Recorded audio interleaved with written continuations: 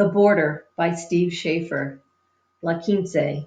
The car looks suspicious. I can't put my finger on why, but we can't stop staring at it either.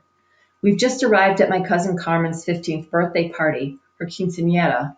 The street is already lined with vehicles. It's nearly dusk and we're late. We always are. That's my dad, always behind and fine with it.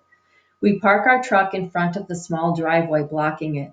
My dad gets out, tucks the keys behind the rusty gas tank cover, and opens my mother's door.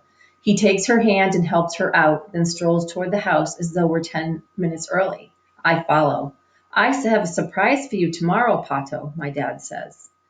Not looking at him, I peer at the car parked on the street a few houses away. The rear bumper, that's it. It's an older car, the kind that normally has a chrome bumper, but this one's been painted a dull matte black like the rest of the car. Weird. It's not really a surprise, my mom says. Wait, what surprise? I ask. Pato is going to be disappointed if you call it a surprise, she says to my dad. Surprises are good. This isn't. It's not bad, mi amor, but it's not a present. I'm listening to my mother, still staring at the car. A pair of eyes meets mine in a side view mirror. Someone is in the car. Why is he just sitting there? Okay, Pato, it's not a surprise. It's news. It's a change, a good change, my dad tells me. What kind of change? I look from the car to my dad. I like routine. I have a way of doing things and I like to stick to it. Tell you what, we'll talk about it tomorrow, okay? As we near the house, I can see the car from a different angle.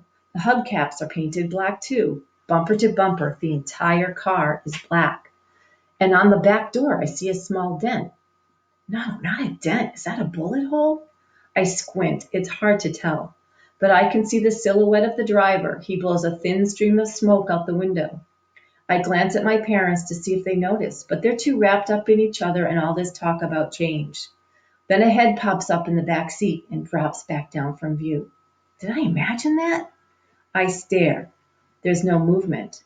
Hey, Pato, you okay? My mom asks as we arrive at the door. Yeah, it's just... The door opens before we knock. Look who finally decided to show up. My aunt opens her arms wide to hug my mom, while my uncle greets my father with a drink. Beyond them stands Arbo, my cousin and best friend. As we step inside, I turn back toward the car. The driver's head rotates. It's too dark and too far away to see any kind of expression, but somehow it feels threatening, and the front door closes behind us.